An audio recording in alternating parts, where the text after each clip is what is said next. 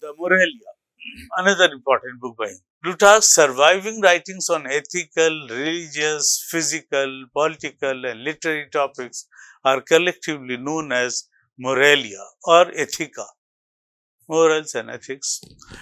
And the amount, amount to more than 60 essays cast mainly in the form of dialogues and diatribes. The former vary from the collection of set speeches to informal conversation, pieces set among the members of Plutarch's family circle. The date and dramatic occasion are rarely indicated.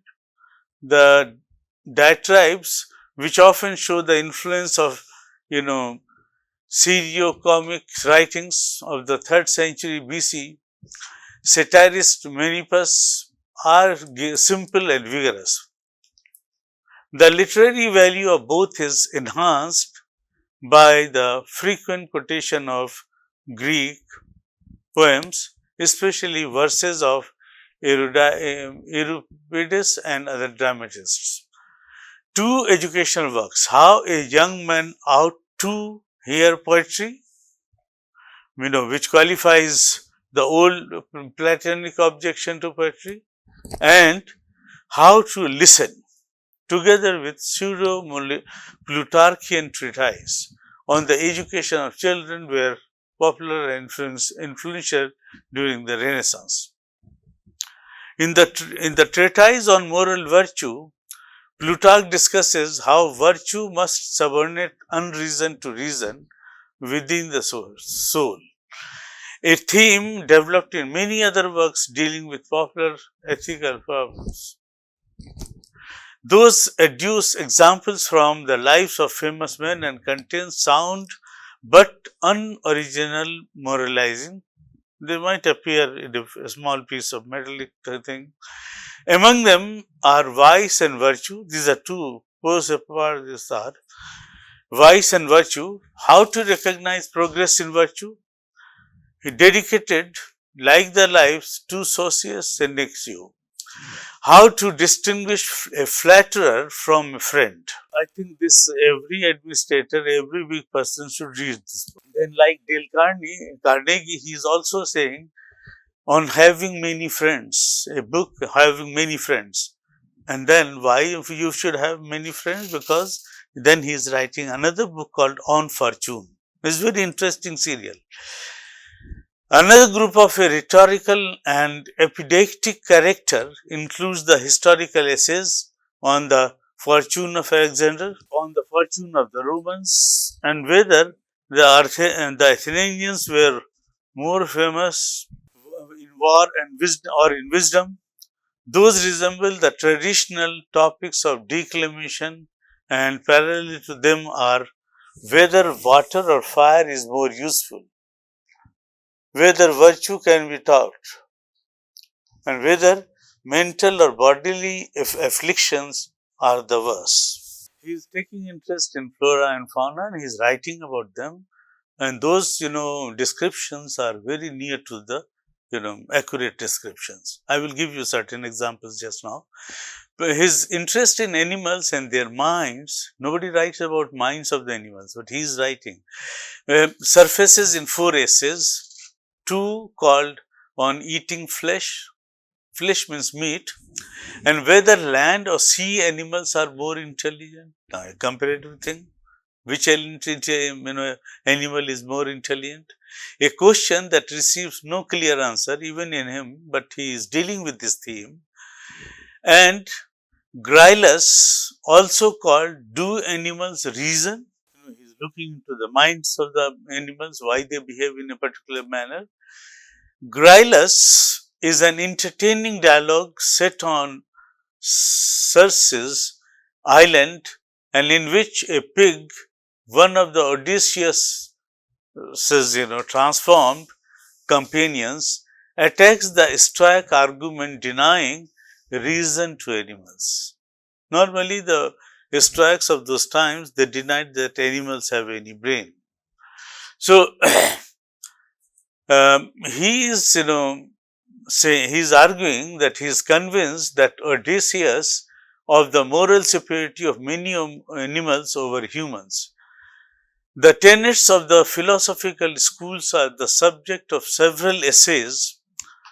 For instance, the Platonic questions on the creation of the soul in the Timaeus, that is expanding Plutarch's views about Plato's teaching on the soul, against Colotes attacking Epicurean views, and on the impossibility of living pleasurably according to Epicurus' teaching. Several other essays criticize the Stoic doctrines. Physical and medical problems are discussed in Precepts on Health, on the face of the moon's disk, and on primary cold, which argues that cold is something real, not the mere absence of warmth. How could that be? The treatises dealing with political issues are of special interest. Political Precepts is an interesting account of political life in contemporary Greece. Whether a man should, I quote him, whether a man should engage in politics when old, this is a kind of question. So Plutarch urged his friends, you friends, to continue in public life at Athens. Stoic ideas appear in short work, that is to the unlearned ruler, and the fragmentary argument that the philosopher should converse especially with princes than in the one and the many and the few in government. The author, who may not be Plutarch, favors monarchy. The virtues of family life are treated in another essay called On Brotherly Love, on love of one's offsprings, conjugal precepts, with the with the consolatio to his wife goes the fire essay on exile. The Amatorius is a discussion of love which favors heterosexual relationships. Plutarch's interest in religious history and antiquarian problems is again very interesting. They can be seen in a group of striking essays, very fundamental essays written by him. One such essay was The Daemon of Socrates, and three later works concerning Delphi on the future of the oracles, number one. Number two, on the L at Delphi, and number three, convivial questions, 9 books, Greek and Roman questions, these kind of things he has written about. So, I will discuss, begin with when he is dealing with the decline of oracles and linking with the decline of the population. He is trying to say that there is no apparent relationship. On the at Delphi, interpreting the word L at the temple entrance, and on the Pythian responses, seeking to re-establish belief in oracle. They are trying to reintroduce oracle, importance of oracle in history writing. So, contemporary with those is on ISIS, name of a famous journal on science, and Osiris, with its mystical tones. Then convivial questions are also asked, 9 books on them. Greek and Roman questions, assembled a vast collection of patriotism of a Boeotian, and the comparison of Aristophanes and Menander prefers Menander for moral reasons. Among more important works that are of doubtful authenticity or are clearly apocryphal, attributed to this gentleman, are the Consolatio to Apollonius for his son, the Lives of the 10 Orators. Lives of the 10 Orators. On fate and the short sayings of kings and commanders, short saying of Spartans, and the proverbs of Alexandrines. They will all come in, this gentleman's. On the basis of these works, we have quoted very minuscule, part of it. There are many. You can go on reading and reading for I don't know how many hours. So, why, at all we are discussing him today? I consider him to be a phenomenon. So, his reputation and influence should also form a part of our discussion. What we find is that Plutarch's latter influence has been profound. He was loved, respected in his own time, and in later antiquity. For example, his parallel lives inspired a rhetorician. He was a rhetorician, Aristides, and a historian, Arrian. Classical accounts of India, you will find Arrian is also translated from Greek by, R.C. Majumdar's book. There is Arrian. Arrian is also writing about India, so he has included him also. So, to write similar comparisons, and a copy accompanied the emperor Marcus Aurelius when he took the field against the Marcomanni. Gradually, Plutarch's reputation faded in the Latin's West after the coming of Latin, that is 5th century AD onwards. But he continued to influence philosophers and scholars in the Greek East, eastern part of the empire, where his works came to constitute, a school book.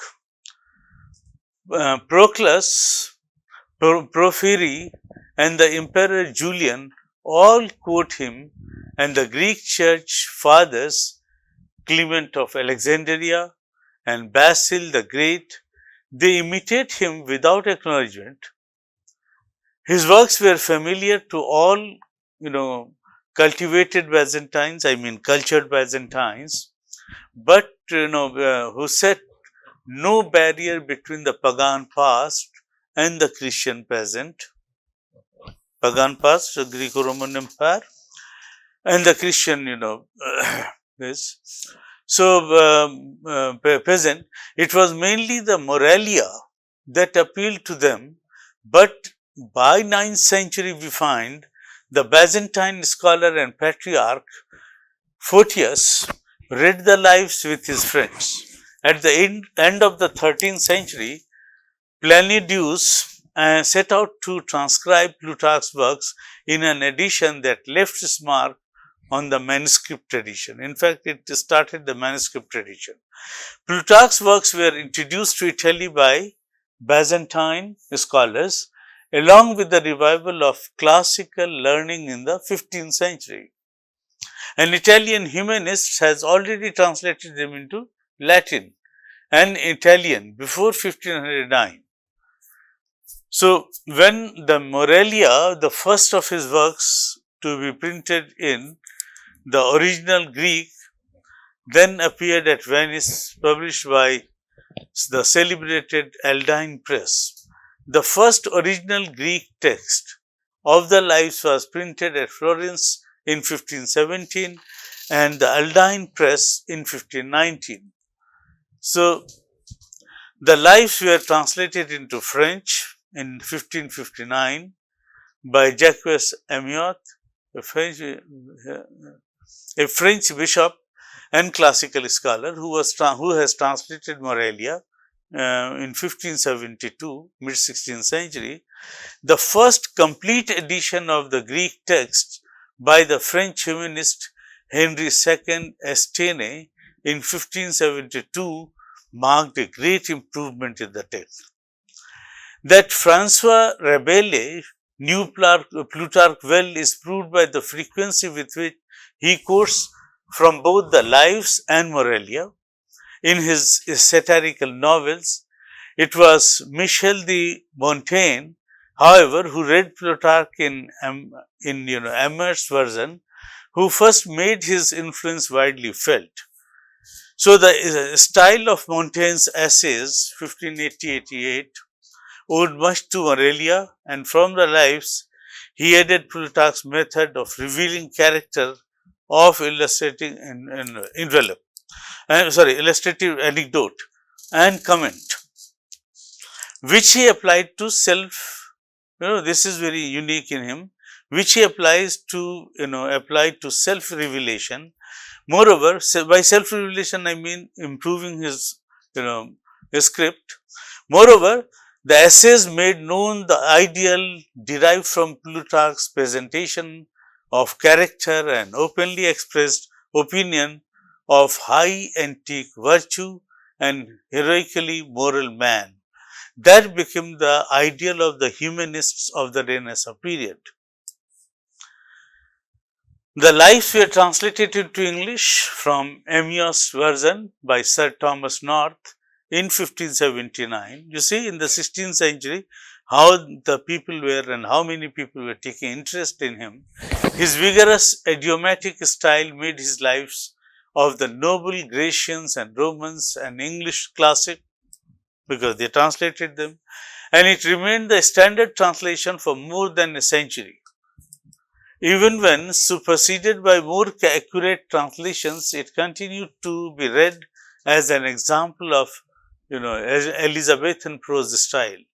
A translation of Plutarch was William Shakespeare's source for his Roman history plays and influenced the development of his conception of the tragic hero.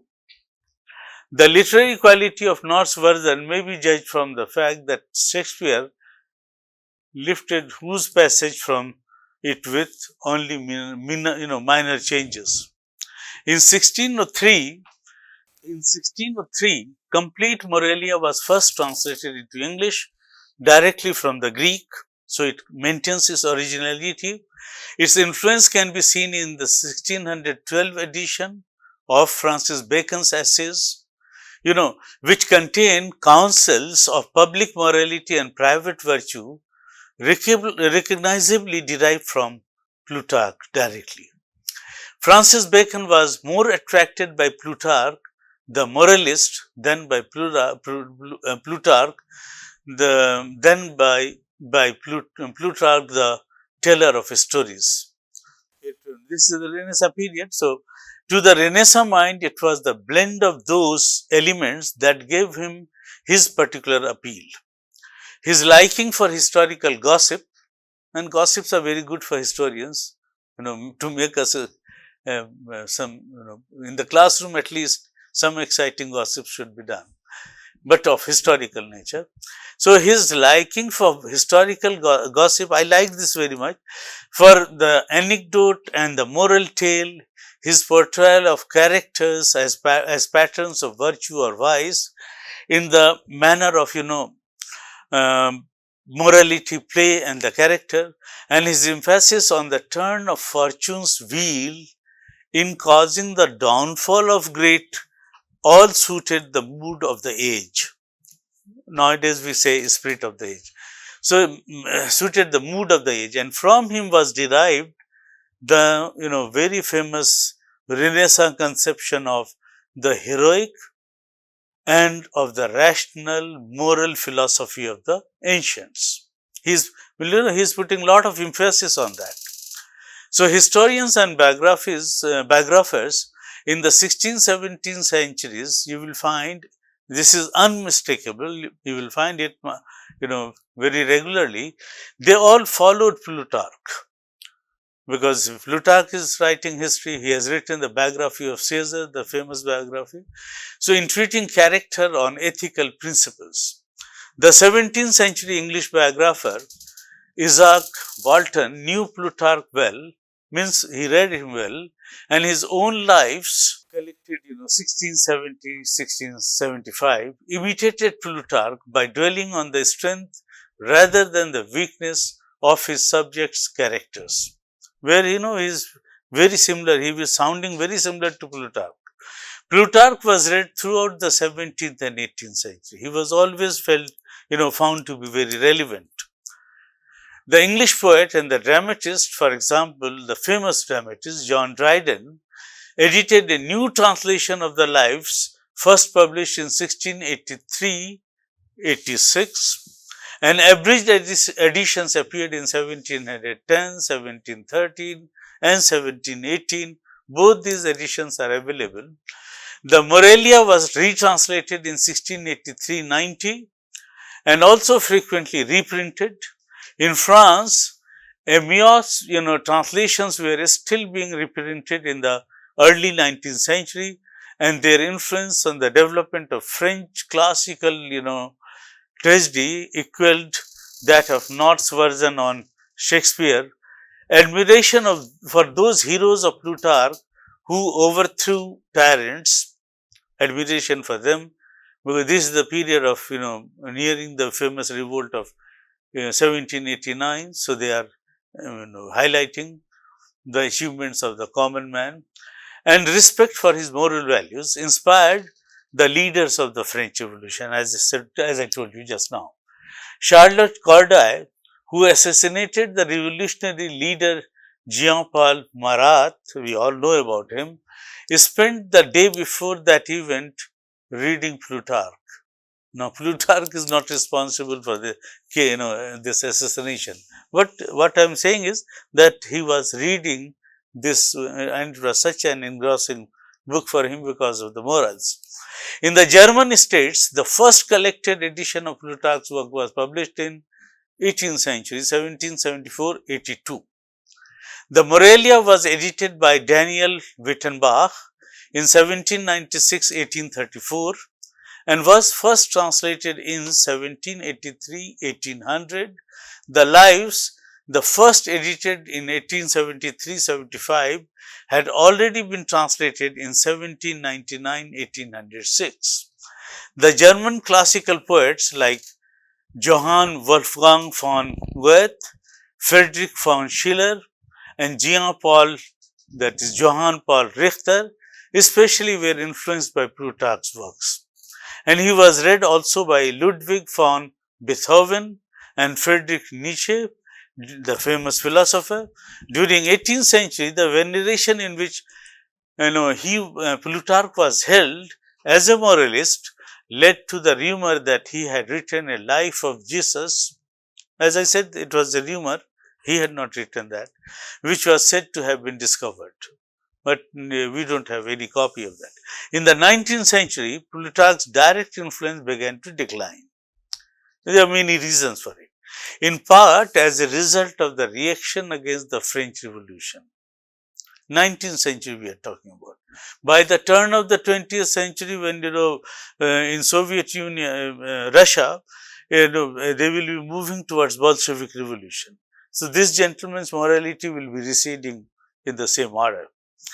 So in part because of the rise of romantic movement in the 19th century, introduced new values and emphasized the free play of passions rather than their control.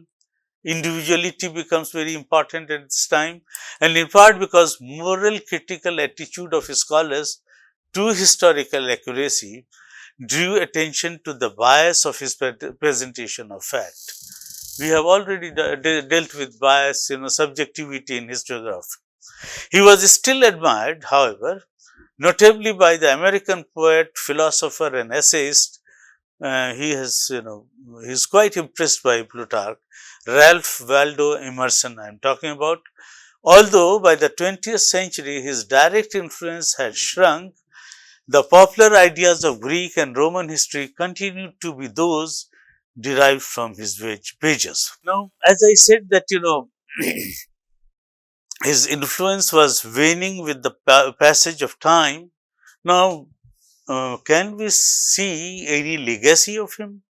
Do we find that any long-standing influence remained behind?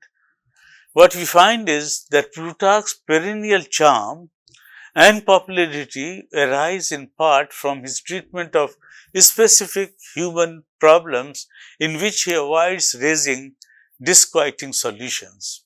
He wrote easily and superficially also with a wealth of anecdote. And that makes his, writings very interesting. Every time you feel that you are losing losing the thread of interest, immediately an anecdote will come and that will shake you up and you will start getting interested again. His style is predominantly Attic, no doubt, though influenced by contemporary Greek that he spoke. B followed, rhetorical theory in avoiding hiatus between words and was careful in his use of prose rhythms. He is clear but rather diffuse. Plutarch's philosophy was, as we have discussed, eclectic, with borrowings from the Stoics, the Pythagoreans, and the Peripatetics, but not the Epicureans, certainly not the Epicureans, grouped around a core of Platonism. His main, interest was in ethics, though he developed a mystical side also of it, especially in his latter years. He reveals that he had been initiated into the mysteries of the cult of Dionysus. He, and both as a Platonist and as an initiate, he believed in the immorality of the soul. He believed too in the superiority of Greek culture and in the meritoriousness and providential character of the Roman Empire.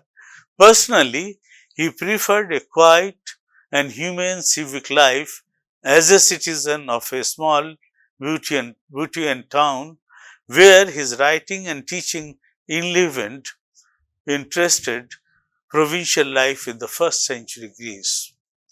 That was his, lasting legacy. And the legacy continues.